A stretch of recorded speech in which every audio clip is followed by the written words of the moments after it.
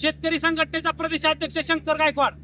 आज आम्ही बार्शी तालुक्यातील बजरंग सोनवणे जे खासदार आहेत बीड खल्ले यांचा साखर कारखाना आहे येडेश्वरी युनिट नंबर 2 यांच्या साखर कारखान्यावरती या ठिकाणी आलेलो आहोत। या ठिकाणी आम्ही त्यांचा काटा तपासलेला आहे। आम्ही आता सरकारच्या भरोशावर राहणार नाही।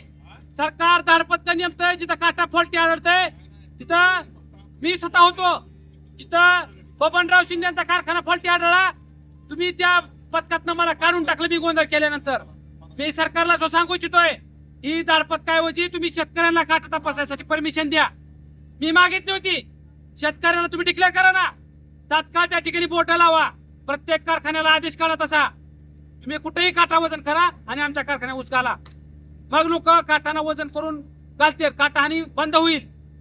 मी या ठिकाणी बजरंग सोनवणे यांना सांगू इच्छितोय तुम्ही विरोधी पक्षाचे खासदार आहेत। इथं बार्शी तालुक्यामध्ये 3000च्या पुढे सगळ्यांनी पहिली उचल डिक्लेअर केली आणि तुम्ही मात्र 2800 रुपये दर देता। बजरंग सोनवणे तुम्ही विरोधी पक्षाचे खासदार आहेत, तिकडं मात्र शेतकऱ्याचा फुल काढल्यासारखं त्या लोकसभेमध्ये बोंबालताय, इथं मात्र शेतकऱ्यांना तुम्ही ऊस दर 3000 रुपये बाकीच्या सगळ्या कारखान्याप्रमाणे डिक्लेअर केला नाही।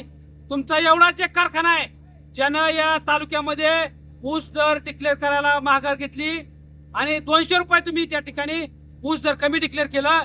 तात्काळ तुम्ही पहिली उचल 3000च्या पुढे डिक्लेअर करा आणि अंतिम दर ऊसाला 4000 रुपये द्या, अन्यथा ही काय बीड नाही, ही पश्चिम महाराष्ट्र आहे।